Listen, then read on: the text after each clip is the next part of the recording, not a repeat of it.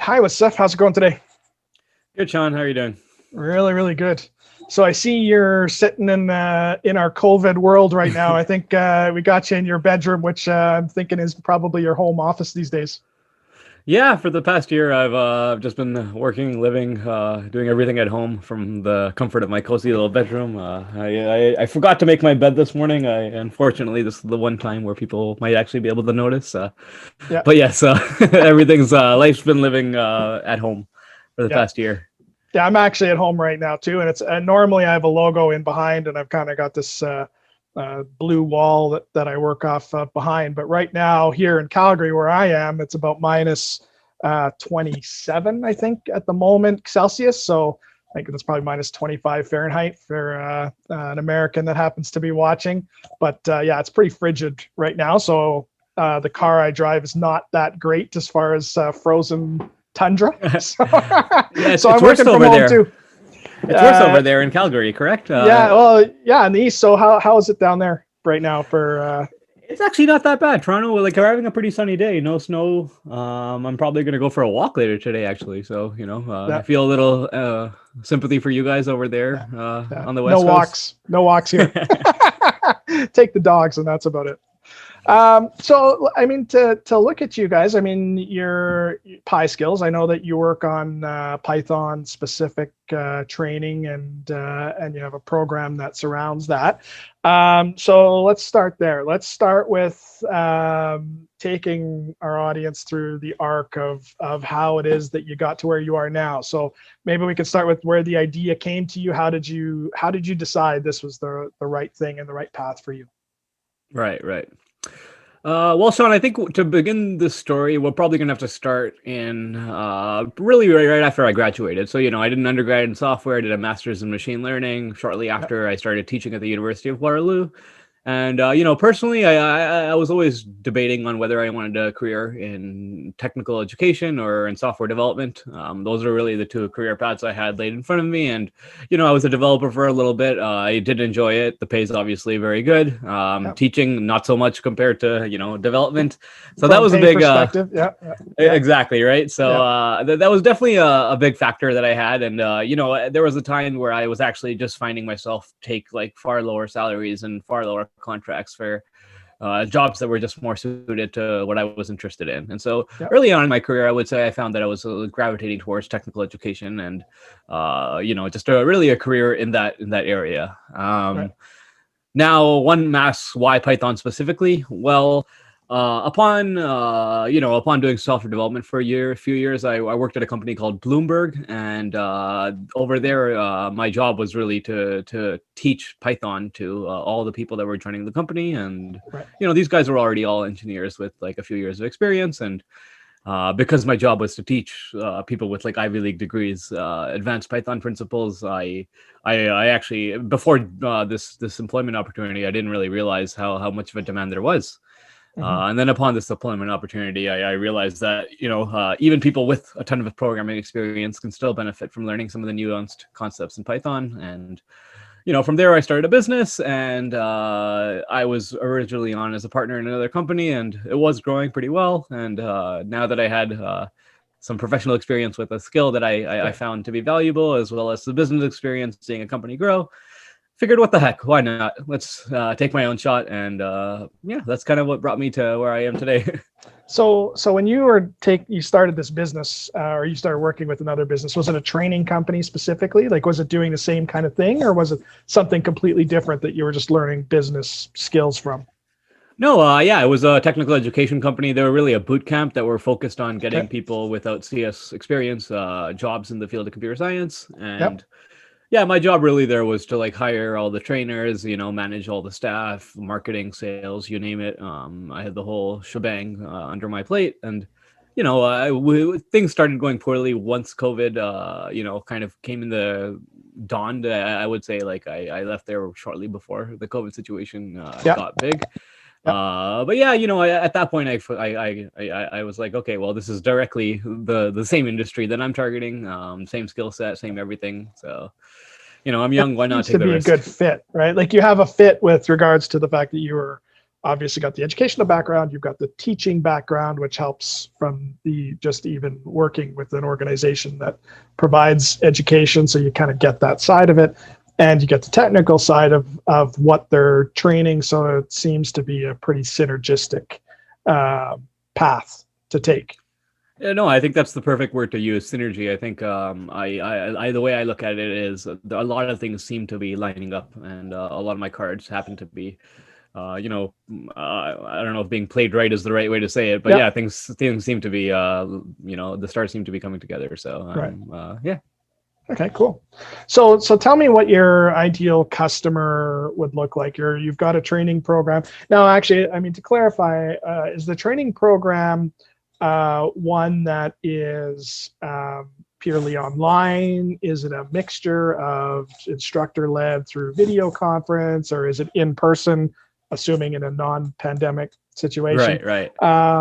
Like, how does somebody, before we talk about who your customer really is, like, what is the customer experience that they have? Right. It's an interesting question because if you asked me this question when I first started the company, the answer I would have provided would be, we go into the office, we have like a lecture in a classroom where we show slides, we give exercises, we really just very similar to like what you would see in like a classroom setting at your local high school or college. Unfortunately, this company, like I said, I started this shortly before the COVID situation started, and after everything went online.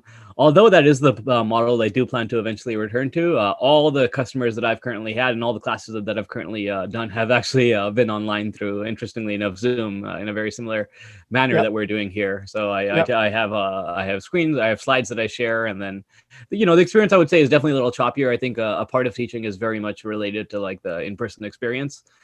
So there's a little bit of degradation there, but I feel like a lot of people, I think everyone is kind of accommodating towards the COVID situation, so they don't mind that much. But currently it's all online delivery.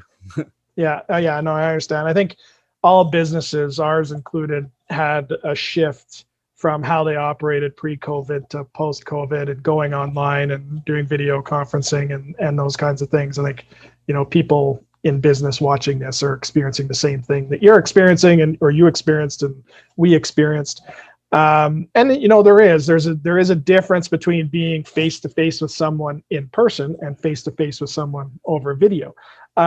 It's not a huge difference, but there is a difference there. And I think a lot of companies have had challenges, and one of the challenges that they faced is not just figuring out how to interact like with their customers from a video standpoint, but also how to interact with their own people through video. So I can identify with the plan at the beginning of the year in January or whenever you were starting to in 2020 to how March, April we're significantly different, just like everybody else. I wouldn't be able to put it better myself. Yeah. So tell me about your customer. What does your ideal customer look like?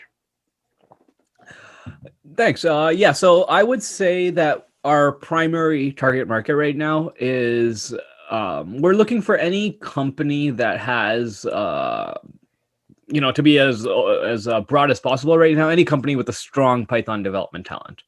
Now, what we find is that companies that have a strong Python talent either typically have a very high priority for education, or they don't really have a high priority for education.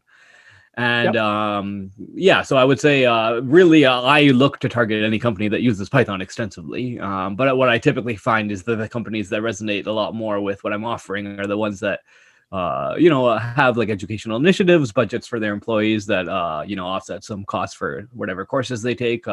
Any companies with initiatives like this in place, I find are very receptive towards the kind of message that I'm pitching.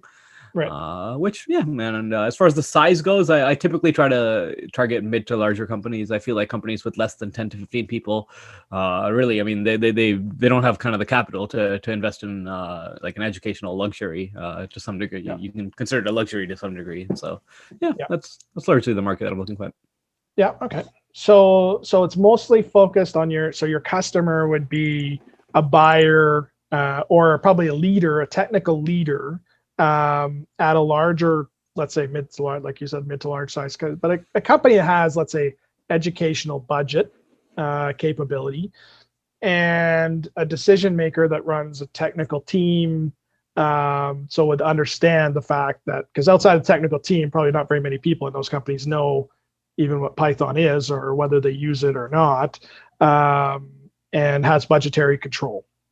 Would that That's be something? exactly it. Yeah. Okay. Yeah, something like I typically talk with like either team leads or managers or VPs of engineering, anyone in that realm. Yeah. I typically find that they're the ones that I'm talking to in regards to this.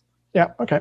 Now, what if it was an individual? If it was an individual that was looking for Python training specifically, Right. Is that something you support, or it's just not part of the demographic that you're after?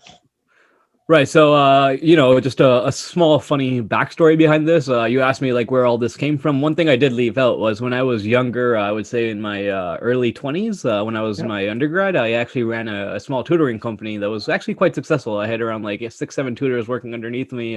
We tutored like university, just the courses that you took in university. And it was very much like the one-on-one tutoring model that you're probably thinking about right now. Which, by the way, was actually a big motivator in regards to starting my venture here. But to answer your question, currently we actually don't offer any notion of classes or tutoring in the form of reaching out to clients that just want to ramp up their engineering talent. Their engineering skills. However, what I'm finding is the tutoring option, I don't think we will ever have. I don't think that's the road we're ever going to go down. Right. However, I am definitely leaning towards, I think once the things are a little bit more stable, with the COVID situation settling down, I am looking to expand into the classroom setting of, maybe publish a course on Coursera and then have people enroll and, really hit the clients from a fresh perspective. Right. Okay. All right. So tell me about, let's move a little bit into some of the challenges. I mean, you're an entrepreneur, you're starting a business, you're probably starting a business in one of the most challenging times in our lifetime. And so give me something that's been particularly challenging, or a hurdle that you've been facing, or something that maybe, you've either overcome, or maybe you haven't overcome it yet. Right. Well, I'm not going to bore everyone with the typical COVID troubles. I think, Thanks. So blah, blah, blah. COVID's been difficult, blah, blah, blah. Things we're in it together. Different. Everybody's in it together. Yeah. No, I get it. Yeah. Same message 1,000 times. Yeah. So all that aside, I would say, so my biggest challenge is actually something I alluded to earlier. I find that when I reach out to companies that, what's a nice way to say this, making a company sound bad? So, I mean, I think the way I can say this is like, I've done previous consulting for like companies like Facebook, Google, I worked at Bloomberg for quite a while, companies that really are unarguably hiring like the top tier education or engineering talent all over the world. Yep. And even companies like these very much have like educational initiatives for their engineers to ramp them up. And I find that any company that really has a thriving technology pool typically does value education. But the biggest challenge that I'm finding I have right now is there are a lot of companies that when I reach out to them and I reach out to their team leads, they're a little, they're typical. I'm like, yeah, like, I have this course that I can offer, and I'd love to, come and run a seminar or two to see if it's a good fit. And a lot of the companies, I don't want to say a lot, but some companies that typically, I would say, don't value education as much, just respond with, "Hey, our engineers already know Python. They're good with Python, and if they need to learn more, they'll learn more on their own." Yeah. Now I think this is pretty, normal, right? Like, we're teaching something. Oh, our employees already know that thing. Sure. It's definitely a challenge. I find that if they have technical expertise, it's a little easier for me to communicate like the benefits that I'm bringing. I feel like if you have a background in just software engineering, you can more easily appreciate that like code is more of a constantly improved aspect as opposed to a black and white, good and not good kind of thing. Yep. And so, that I would say that, like, as far as my main challenge goes, it's definitely really being able to talk to the right person that actually sees value in an educational product. And simply, if they don't, then it's almost like I can't really say anything. Even if I offer for almost like a free demo, they're still going to be like, that's kind of wasting our engineers' time. They can be developing as opposed to like in a class. And so, definitely that has been a big one. The COVID has definitely, I think the one aspect of COVID that is very specific to teaching is that, like I mentioned earlier, like the dynamic of a classroom setting online is just a little bit inferior to one that's in person. It's harder for me to gauge how interested the classroom is. It's hard for me to see, like, are people actually understanding everything? So, as a teacher, just the typical problems you face with online teaching is definitely something that I'm struggling with. And I would say both of these problems are actually ongoing. The sales one, you guys have actually been quite helpful. I've been working with some people at Bitwide, and they've really helped me on the sales front. And so I'm fruitful there. I'm hopeful there. And interestingly enough, Zoom and a lot of these platforms have actually made online teaching a lot more smooth as COVID has came about. So, fingers crossed on that side too. But yeah, those are definitely like probably the two main things I worry about on a day-to-day basis.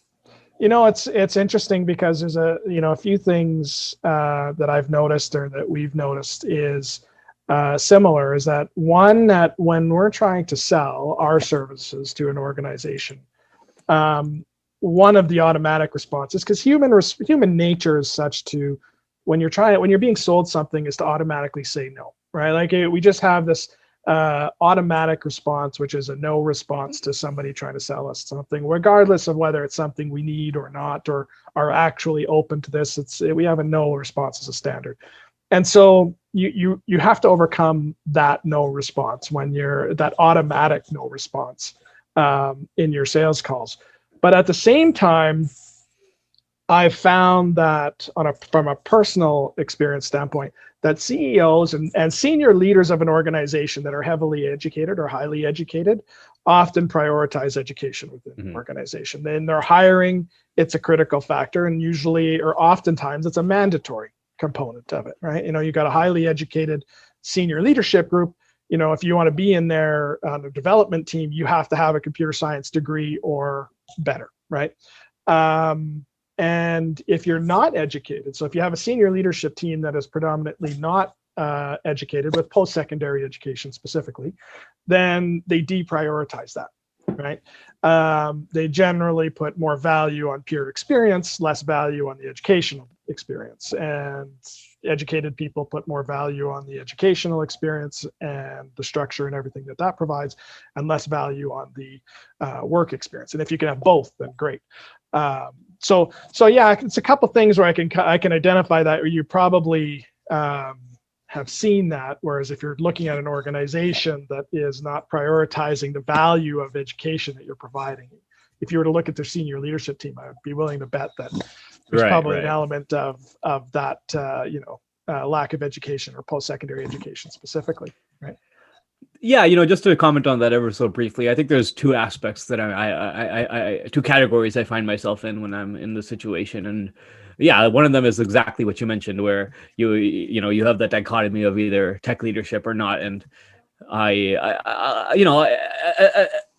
maybe I'm a little bit biased given the company that I'm doing, given my own background, but I have found that like a lot of companies that have tech as their primary product, whatever that may be, it's very hard to scale and sustain software if you're not, we're talking like 5 years, 10 years down the road. Like if you're not continuously keeping up with like cutting edge practices, principles, just with the nature of how libraries are all integrated and how like software is all linked. It's like it's kind of bittersweet where like if a company tells me they don't need education, like oftentimes it's like I can kind of just look at their code base and be like, you're wrong. I can say stuff like that. So that's one category. Again, like a little bit biased, but that's one category I find. The other category is actually people that honestly, if tech's not your big, if tech is just like a supplementary aspect to your product, like you're a bank, you're an insurance firm, you're someone that has tech, and it is very important, but like your bottom line is through like actuaries or whatever else your business model is. Yeah. They openly just come out and say like software is not our big, or it's not our primary reason, and so for that reason we just don't. They're just like, yeah, we don't care about tech, and we don't care if our software is that bad. Yeah. And that's fair. Like I mean, if tech is not your primary product, I think it's fine to not have a heavy investment in some educational initiative. Right. So I think that's really the two places where if tech is your main product, are you fundamentally reliant on this technology that you are building? And I think that's really where the conversation diverges into. Yeah. Well, I think that makes sense, because I mean, if your primary method of generating revenue is not technically focused, then tech is not going to be your top priority. Right? Every business is the same that way. We all try and find ways to focus our energy and the majority of our time on our primary revenue generator.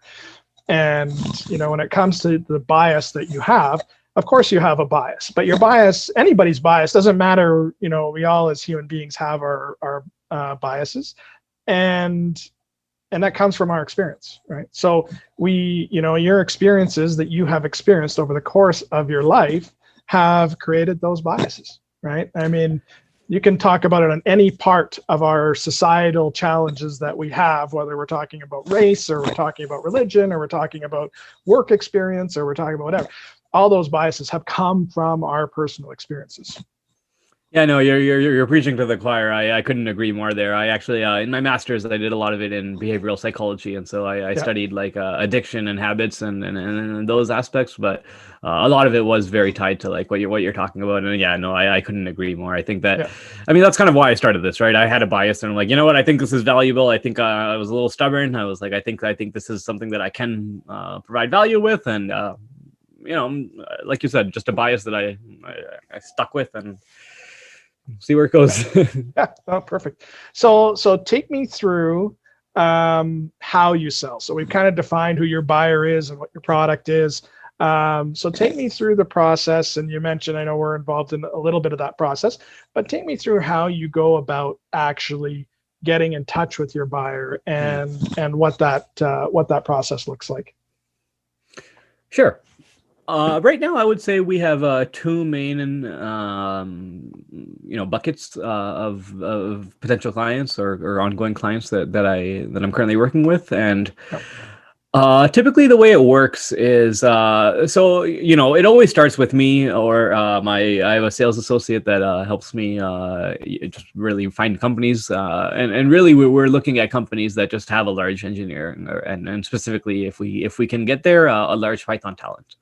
Yep. And so, oftentimes this can, and the two categories now I'm referring to are either we find companies cold, and we look companies online and we find that they have a strong Python talent pool, or throughout my 5-6 years of industry experience, I've made a fair bit of connections in the field of engineering, spanning a bunch of tech companies, and so. I've also very heavily leveraged my past relationships and colleagues that I've worked with, and hopefully left on a good page where I reach out to them and I'm like, hey, like now I used to work here, or my friend worked here, or my so and such. However, I end up knowing them, and I'm like, hey, and the conversation very much starts off in a questionnaire manner, like, do you guys use Python? Do you guys like educate? Do you guys care about education? Is this something you guys care about right now? Is this something that you'd be interested in? And then, slowly you wiggle your way into like a conversation with the decision maker if people are interested.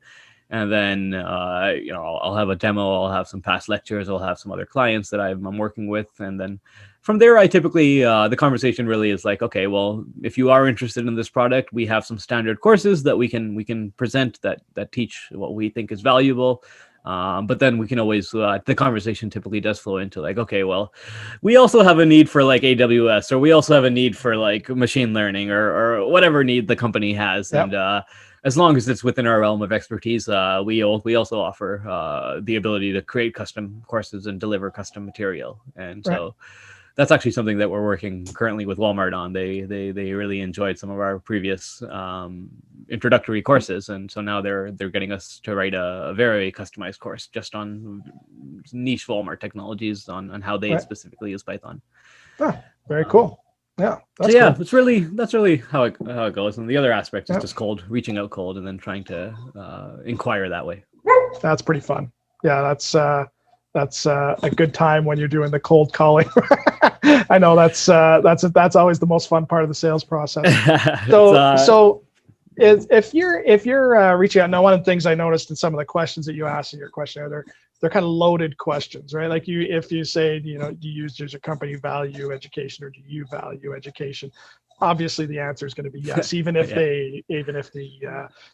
if in their mind they're thinking not really, but everybody's always going to say yes, which allows you in the sales call to automatically migrate into a connection to how you can support that yes answer, right?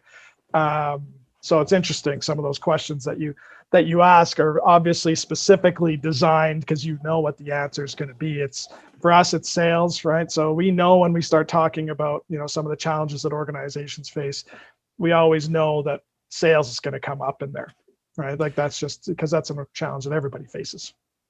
Yeah, Sean, I actually want to, take a moment and actually give credit where it's due now. Like Bitwise actually helped me a lot. I originally, when I was doing cold emails myself, I was definitely not paying attention to the nuances of exactly how to convey a message, what wording to use, what kind of environment or dynamic you want to be setting, and tonality and all that kind of stuff. It was a world that I was not exposed to be honest with you. And so it was an eye opener seeing how much nuance goes into like the various kinds of emails that you have to consider when cold calling people. Yeah. So we actually have a neuropsychologist that we're partnered with that works with us on doing those specific things. So basically using certain words, certain language, in order to get a more interactive response. And so our philosophy has always been you take people through a process in the sale and one of the mistakes and one of the tools that we use frequently is LinkedIn. One of the things that we really focus on is in each part of our sales process, it's only designed to get people to the next part of the process. It's not designed to close them. And so one of the things that people, if you spend any time on LinkedIn, you'll notice, you connect with someone, 2 minutes later, you get a thank you message. And in that thank you message is a book, right? It's a book on everything from everything they can do, everything they've ever done, everything that they want. And of course, they try to close you on that 300-word essay that they've just sent you right after you accepted their invitation to connect. And obviously that doesn't work because people don't close deals on LinkedIn in an opening message. So recognizing that and then bringing in this neuropsychologist that specifically that specializes in buying behavior, taking people through that process of using very specific words. There's even words that relate better to individuals, different genders, right? Mm-hmm. Different. So there's different ways to manage conversations that just bring people through that process quite specifically. Yeah, no, I mean, I think the only part that I would say I disagree with is obviously that doesn't work because believe it or not, I was actually one of those people, the suckers that my mentality was really like, okay, let's short and quick, let's get this over with, sweet and concise. Let's I don't want to waste my time.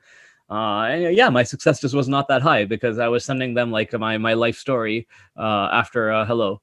And it was actually you guys that kind of perhaps to you, for that's someone that works in the field, it is obvious, but I was like blown away at how smooth and how much of a priority you guys put on like transitioning and just like a conversation as opposed to a lecture, I guess. I'm glad it's working. I'm glad it's working well for you. So let's look at what's next. We've talked a little bit about your arc. We've talked about your customer, who they are, and how you talk to them. So let's go into what's next. What's on the horizon for you? Right. So right now, actually, I would say my day-to-day is spent in two main avenues right now. I have several, thankfully, I have several staff that help me with the teaching and the logistics and the sales. So a lot of my time that was previously spent figuring out how we would change all this for COVID. No longer, I no longer have to spend time dealing with that. Right. I would say where I'm actually in a place that's I have my fingers crossed right now, because I would say over the past month, what I've been looking at is now that like the online experience is more stable, now that we kind of have a familiarity with how to do sales after the whole COVID. I would say up till now, we've really just been adjusting to COVID. But now that I would say that's kind of more stable, I would say in the next year, what we're looking at, one of the benefits that we didn't really realize that COVID brought along was our market now can largely be like international and really anywhere across the world in any time zone. And so over the past month, I would say what I've been doing is I've actually been reaching out to like international companies and trying to really take my platform global. Python's used everywhere in the world. So why limit myself to just Canada and the US? Why not try online classes in Ukraine? I have one client in Ukraine, actually. So I just brought that up. As far as the future goes, I would say a lot of my time is going to go into like, how can I take this? Like before, the online was kind of like a hindrance and a burden and something that I was not looking forward to. But now I'm trying to embrace it and say like, okay, well, Twitter actually is an example of a company that I've been talking to that they have completely gone online. They have no they actually made the statement that they don't actually have any plans on permanently coming back to the office. Employees can just work from home forever, indefinitely. And so, if I think companies these days are actually embracing the online model, and as a tech educator, I'm actually looking to do the same. So, the future, I would say, largely is focused on like international growth as opposed to just the North American aspects of it, and I think the one other thing that I would say, like, as far as the international stuff, I'm working that on a day-to-day basis. I'm hoping that that's something that happens every single day from now on. But something that I see 4 or 5 months down the line is, JavaScript. A lot of companies have actually talked to me, and Python typically does go hand in hand with JavaScript, back-end, front-end language. They make a nice combo. If this does go well, if there's a lot of reception here, I personally, I do know JavaScript. I've programmed in it myself, but I wouldn't consider myself an expert. It's definitely not something that I would be able to teach other engineers with several years of experience. But if Pyskills does grow, I'm hoping that I can hire like someone with as much JavaScript knowledge as I have Python knowledge, so we can expand the company to other languages. I want to stay in technical education, and I think that breadth and depth are the two manners. Depth being international, breadth being other languages. I think that makes sense, because if you're, as a CEO of a company, you can't be the expert of everything, right? You need to. I mean, one thing I know for me is there's areas of my personality that I have strengths in, and I have, let's say, opportunities for improvement. And I think that the reality is that you need to have the people around you that can help you get to where you need to go. You can't be all things. If you're all things to the business, then your business doesn't really have any value, right? So you can be a consultant then. Like if you're all things to the business, then you might as well just be a consultant. But if you're trying to grow and expand and make your business more robust and bigger, more influential in the market, you need to hire the expertise around you that's going to make it it more successful. No pun intended with the business being called Pyskills Consulting, but I do know what you mean. Yes. Yeah, exactly. Yeah, you can be a business that has consultants, right? And I think that's the difference. Is you can, when you look at IBM and you look at some of the large players in the world, Price Waterhouse and all these types of organizations, the largest part of their business is consulting. Right. So, so it's not that you can be a consulting business and have to worry about being successful. But if you're the only one that knows anything, then that becomes a big limitation for you. So the last question I have, what do you have any tips? I mean, there's a lot of people that would be watching this that are similar to us, right? They're entrepreneurs. They probably have smaller to mid-sized businesses. They're leaders. They're struggling every day, just like all leaders that are trying to run a business struggle every day. Do you have any tips? Anything that advice that you'd like to offer to someone either like us or maybe just someone starting out? Right. Well, first, before I do give any advice, I want to just preface this with saying that I am in general very hesitant on giving advice on things Yep. that I don't think that I'm an expert in. And Yep. I definitely just want to openly say I am not an expert on running a business. I'm new to this, and I'm figuring it out on the way, and I'm still young, so. Yep. Any advice I have is definitely, you're taking it from someone that is sub 30 with their first attempt at a company. So I Yep. just let's just get that across the table. Yep. Advice for trying to do what I'm doing right now. Just getting a company off the ground. I would say there's probably like 2 or 3 main things that. Earlier on I said like the stars lined up, all the cards were like kind of like I got lucky. So I'll dive a little bit more into that and kind of hopefully allude to what I'm referring to when I in regards to the qualities that I think are important. The first thing for me, and maybe this is just a personal one, financials. I was a developer for I would say like 3 or 4 years prior to what I'm doing right now. Yep. And so, I was making a comfortable living, a very comfortable living for quite a while. And so I definitely don't have any financial stress in regards to my own personal situation, as well as I definitely have the freedom to like take some of my own funds and actually put them towards the company and not be scared about like, oh, what's good, like what if that goes like astray, what if that goes wrong. Yeah. That's like I know if I had financials as a worry, I wouldn't be able to focus with the clarity that I can focus right now. And I think it's something that should be mentioned. Other than financials, which I think everyone to some degree is going to have struggles with. For me, what I found to really grind my gears or really like make me want to stick with this is. I think the 2 things that really got me here is and I don't want to use like all these philosophical like words, but I think stubbornness along with a vision. I think that like if something in the world grinds you the wrong way, if there's actually something in this world that you see that like I think this is a problem and I think that I can fix this. Like for me, that was Python. I was trained for several years in becoming a Python expert. And then as I looked around in the world, I noticed like with very, very like aching clarity that there are companies that like they don't value sustainable software. And for 4 or 5 years, like this is the bias you were talking about, I was educated like through all my professors, and I actually was a lecturer myself, so I lectured to undergrad students and to everywhere I taught that like sustainable code and like scalable practices and like just all these like all the things that I was preached to when I was younger, and then that I preached to other people. I just became stubborn at some point where I was like, this is something that is very important, and I like that kind of was what made me stick to it. Because like you said, you're gonna email like 100 different people, and they're all gonna say no.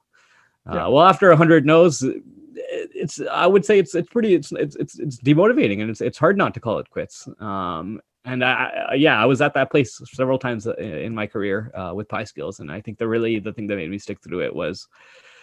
Yeah, I mean, I'm like, no, you guys are all wrong. Everyone in the world's wrong. There is some value here. Everyone's wrong. I think there's some value here, and I'm going to stick with it. And then having the financial everyone else to is crazy. I'm the sane one. Yeah, no, I really think that is what got me to where I am. The stubbornnness of just thinking that like I'm right and I'm going to stick with this because I think there's some value here and I think I can offer it. That like over everything else, like my career, my education was great. My vast experience was great. I had a lot of confidence coming from going from a successful business to this. I think all that was definitely very relevant. But I would say all of that was very secondary to to just like seeing something out there and just like, internally, I as someone that was trained as an engineer, I actually did, like, I personally lost sleep over companies or people that like had bad coding practices. Yeah. And so, yeah. It's an interesting thing because I think we're similar as an organization in a way, because when we hire, for example, experience is not our priority, right? And we use different language, and different people use different language for the same thing. But we hire in large part based on grit and tenacity. And stubbornness, really. Like it's like I said, there's a lot of different words for it, but the fact is that we focus our attention when we're hiring on people that we think are going to be driven to get the job done. And so having sales experience is nice, but if you can prove to us that you are somebody that will be driven to become better every day, to improve our processes, and basically push the company forward, then that's a priority for us. And so I think it's what any successful business has at its top, is a leader that has that drive and that focus and that determination. If you don't have it, you might as well not start, because the fact is if you don't have that quality, you don't stand a chance, because it's a hard road to start, right? I mean, you talked about financials in the beginning. If you're expecting to take an income home in the first year, you're not, you've misplanned, right? Yeah. So you're not taking an income home in that first year. And so if you have to make sure that you're persevering through that, right? And you're aware of it going in, that this is going to be an expensive thing, that I have to sustain myself without taking an income for a while. And I'm going to have a lot of rejection before I have success. As great as I think what I'm doing is out there for the market, others may not see it the same way that I see it. And it's going to take me some time to figure out how to get them to see it the same way I see it. Right. Yeah, no, I think that's exactly it. Like, I'm very grateful for my education and my experiences and what got me into the position that I'm in. But I'm right there with you. I think that like all that is, in my opinion, secondary to the grit, the ability to stick it through. Yeah, perfect. Well, thanks very much, Wasif. I appreciate your time with me today, and I think we've learned a lot, and I think people are going to get a lot out of it. Thanks, Sean. I thank you for taking the time to talk to me. It's been a pleasure, and yeah, thanks again for everything you guys have been doing at Bitwise. Look forward to speaking with you again. Yeah, my pleasure.